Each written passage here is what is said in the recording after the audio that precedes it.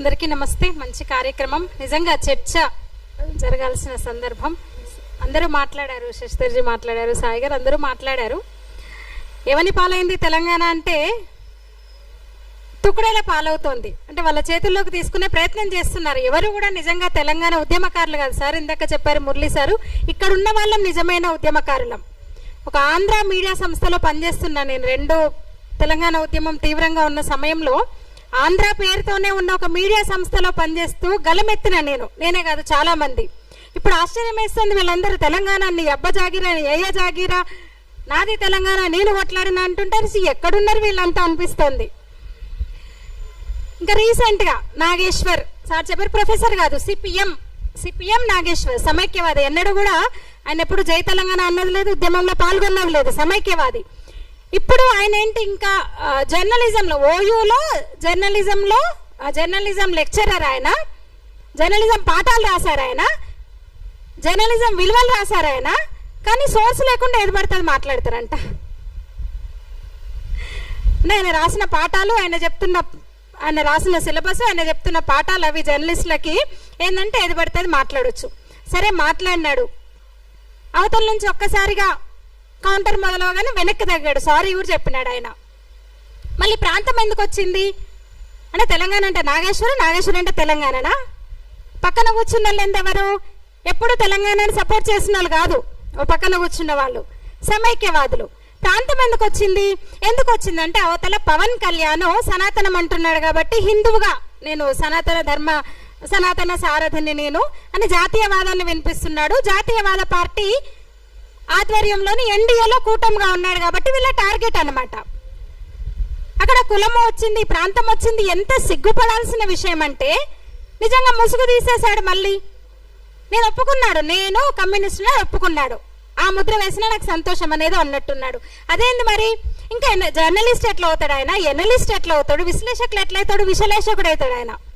అంటే సమాజం మీద విషం రుద్దడమే, విషాన్ని చిమ్మడమే పనిగా నాగేశ్వర్ పెట్టుకున్నాడు. వీళ్ళ అంతే, వీళ్ళ ఎజెండా క్లియర్ గా అర్థమవుతుంది. కర్నూలులో కోవా బన్ను చిన్న విషయం జరిగితే కర్నూలు దాకా పోయినారు వీళ్ళంతా. కోవా బన్ను వలి అనుకుంటా, వలికి మద్దతుగా అదే ఏపీకి వెళ్ళారు, కర్నూలు దాకా వెళ్ళారు, కోవా బన్నులు తినొచ్చారు, ఓదార్చారు, లక్షలు ఇచ్చేసి వచ్చినారు. పవన్ కళ్యాణ్ ఒక మాట అనేసరికి మళ్ళీ ఏపీ వద్దంట, లేదంటే మార్వాడీస్ గోబ్యాక్ అంటారు. ఏమైంది మార్వాడీస్ గోబ్యాక్ ఉద్యమం, ఎందుకు ఆపినారు మీరు మళ్ళీ అంటే ఏం ముట్టింది మీకు, ఎందుకు మీరు ఆపారు? ఇది ఎన్ని రోజులు ఉంటుంది ఇప్పుడు ఎత్తుకున్న ఉద్యమం? ఎంతమందిని తరిమేస్తారు? ఆంధ్ర వాళ్ళనో లేదా వేరే రాష్ట్రం వాళ్ళనో మార్వాడీస్నో మీరు ఈ ఉద్యమం పేరుతో ఎంతమందిని తెలంగాణ నుంచి వెళ్ళగొట్టారు, ఇంకా వెళ్ళగొడతారు? అది చెప్పండి ముందు. అంటే మీకు అందరూ రాజకీయ పార్టీలు వాళ్ళ బిజీలో వాళ్ళు ఉన్నారు, మీకు పూట గడవాలి. పబ్లిక్ ఎవరు తెలంగాణ శ్యామ్ అంట, పృథ్వీ అంట, ఎవరు అంట. అప్పుడెప్పుడు మార్వాడీస్ గోబ్యాక్ మూమెంట్ నుంచే వచ్చారు వాళ్ళు, ఎన్నడూ రోహింగ్యా గోబ్యాక్ అనలేదు. మరి వాళ్ళు మాత్రం ముద్దు. అంటే వీళ్ళ కమ్యూనిస్టులు అంటే వాళ్ళ భావజాలమే అది. అప్పుడు టాటాలు బిర్లాలు, ఇప్పుడు అదానీలు అంబానీలు ఏం చెప్తారు, ఆ కేజ్రీవాల్ అనగానే అంటే వాళ్ళకి ఒక పిక్చర్ కనబడగానే వాడు మేధావులా కనిపిస్తాడు. వీళ్ళలాగా మాటలు తప్ప చేతలు ఉండవు, నెత్తిన పెట్టేసుకుంటారు. ఢిల్లీని ఒక దాదాపు 15 ఏళ్ళు దారాదత్తం చేసి ఢిల్లీని సర్వనాశనం చేశారు. అంటే అలా మాట్లాడే వాళ్ళని మీరు కాక్రోచ్ జనతా పార్టీ అనగానే మళ్ళీ ఒక హడావుడి చేశారు. ఏం ఉండదు, పోనీ ఏం కావాలి, మీరు ఏం ఎక్స్పెక్ట్ చేస్తున్నారంటే మా నాయకుడు ఇట్లుండాలని చెప్తారు.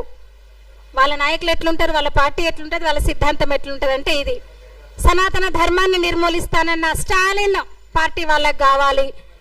రోహింగ్యాలను, ముస్లింలను నెత్తిన పెట్టుకుంటున్న మమతా బెనర్జీ లాంటి వాళ్ళు కావాలి.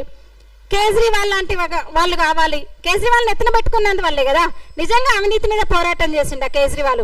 ఏమైంది, ఎంత మిస్యూజ్ అయింది, అసలు ఎంత విలాసాలు అనుభవించాడు ఒక సీఎంగా. నేను సామాన్యుణ్ణి, నేను ఆ పంట వచ్చిన వ్యక్తి ఏం చేశాడు? వాళ్ళ ఇన్నిటికి కారణాలు, ఈ రుగ్మతలకి, పరిస్థితులకు వీళ్ళ వల్లే. మాట్లాడితే అదాని అంబానీ అంటారు. మరి ఏం చేస్తారు మీరు అంటే ఏముండదు చెప్పడానికి. అట్లా చేసే కదా పరిశ్రమలన్నీ. ఒకప్పుడు వెస్ట్ బెంగాల్, కోల్కతా అంటే పరిశ్రమలకు వసూలు చేస్తారు, అంతే, ఏమీ చేయరు.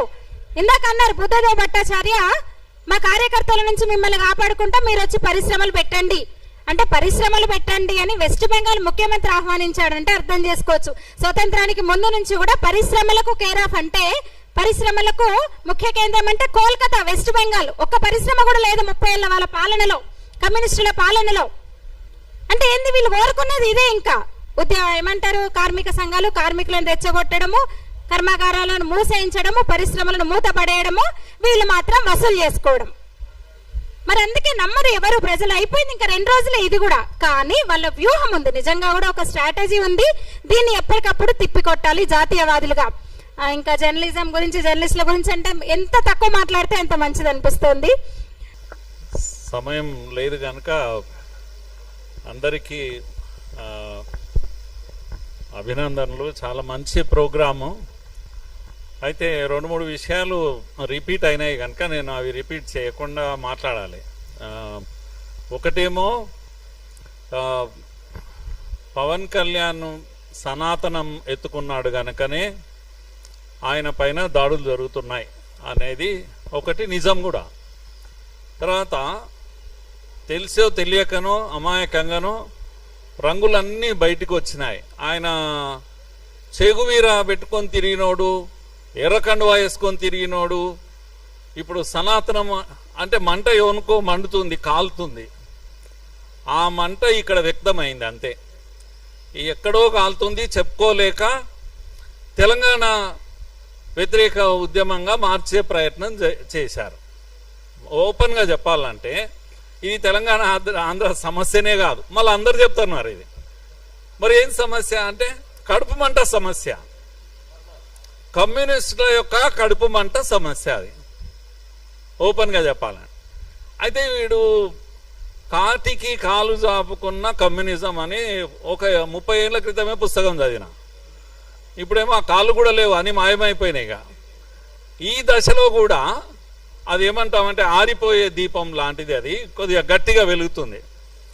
చివరి ప్రయత్నం చేస్తుంది, ఏదో ఏం చేద్దామనే తెలియని ఒక ప్రయత్నం చేస్తూ ఉంది. ఇది మనం అర్థం చేసుకోవాలి కంప్లీట్గా. రెండో విషయం ఏంటంటే ఈ చస్తున్న కమ్యూనిజము ఎవనో ఒకని చంపి చావాలని చూస్తుంది కనుక దేశమంతా హిందుత్వ వేవ్ వస్తూ ఉంది కనుక అరే ఇక్కడి వరకు వచ్చేస్తుంది, బెంగాల్ అయిపోయింది, ఇంకా తెలంగాణకు వచ్చేటట్టుంది, ఏం చేయాలి అని ఆందోళన ఇదంతా కూడా. కనుక ఈ మొత్తం నరేటివ్స్ యొక్క వార్లో రాజకీయ పార్టీల ప్రమేయం లేనే లేదు. దీంట్లో కాంగ్రెస్ లేదు, సోకాళ్ళు తెలంగాణ కోసం అన్నటువంటి కేసీఆర్ వాయిస్ లేదు, ఎవరిది లేదు, చంద్రబాబు కూడా లేదు, ఎవరిది లేదు. మరి ఎవరిది అంటే రాజకీయాలకు అతీతమైన శక్తులు ఎవరికైతే చచ్చే సావు వచ్చిందో వాళ్ళ సమస్య ఇది. ఇప్పుడే కాదు ఇది, ఇంతమూలు మీరు చెప్పారు కదా చాలా క్లియర్గా. గో బ్యాక్ ఉద్యమాలు ఈ రాష్ట్రంలో చాలా వ్యూహాత్మకంగా చాలా ఇదిగా ప్లాన్ చేస్తూ ఉన్నారు, ప్రతి డిజైన్ చేస్తున్నారు ప్రోగ్రామ్స్. కనుక గో బ్యాక్ ఉద్యమాలు అన్నీ కూడా ఇవే, ఈ చచ్చిపోతున్న అంతరించిపోతున్న వామపక్షవాదుల యొక్క నస ఇది. కనుక ఈ ఉద్యమాలన్నీ డిజైన్ చేస్తూ ఉంటారు. ఒక మార్వాడి ఆయన ఒక దళితుని కొట్టాడు, చలో ఇందులో నుంచి తీసుకొని ఒక ఉద్యమం చెయ్యి, go back Marwadi go back, వీడు గో బ్యాక్, వాడు గో బ్యాక్, ఇప్పుడేమో పవన్ కళ్యాణ్ గో బ్యాక్. నేనేమంటున్నా అంటే ఈ గో బ్యాక్ ఉద్యమాలలోనే సమస్య ఉంది, తెలంగాణకే సమస్య ఇది. తెలంగాణ వాదులందరూ, తెలంగాణ ప్రజలందరూ కూడా అలర్ట్ కావాల్సిన సమయం ఇది.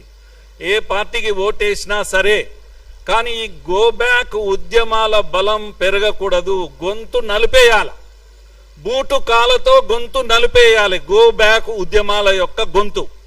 ఇది తెలంగాణ ఆంధ్ర సమస్య గానే కాదు అసలు. ఎందుకంటే మనం అంటే తెలంగాణ వాళ్ళం, హైదరాబాద్ ఇస్ము, మనకు ఒక చరిత్ర ఉంది. మిత్రుడు చెప్పాడు కదా ఇంత మొదలు, అంబేద్కర్ మహాశయుడు ఎందుకు హైదరాబాద్ నే చూజ్ చేసుకున్నారు, ఎందుకు సెకండ్ క్యాపిటల్ గా ఆయన చూజ్ చేసుకున్నారు, మళ్ళీ అది కూడా వివాదం చేస్తున్నారు ఇప్పుడు. ఎందుకంటే దేశంలో ఢిల్లీ తర్వాత అలాంటి కాస్మోపాలిటన్ కల్చర్ ఎవ్వరు, ఏ రాష్ట్రం వాళ్ళైనా ఏ దేశం వాళ్ళైనా కూడా నిశ్చింతగా ఇక్కడ బ్రతకొచ్చు అని ఇంతకుముందు మిత్రుడు చెప్పారు కదా. లింగ్డో ఉదాహరణకు నార్త్ ఈస్ట్ ఆయన ఎక్కడో ఆయన ఆయన అదేంటి సిఈసి దీంట్లో పనిచేసి రిటైర్ అయితే ఆయన ఏడ హాయిగా ఉంటుంది అని వెతుకుంటూ వచ్చి ఈడ ఒక ఇల్లు కట్టుకొని ఈడ ఉన్నాడు. ఎందుకు? ఈడ హాయిగా ఉంటుంది, ఏ ప్రమాదం ఉండదు, గొడవలు ఉండవు, వాతావరణం కూడా బాగుంటుంది. ఇక్కడ అందరూ వస్తారు. అందరు వస్తే మంచిదా చెడ్డదా అది నేను అడుగుతున్నా. అందరు వచ్చి అందరు ఈడ బతుకుతుంటే అది మంచిదా చెడ్డదా?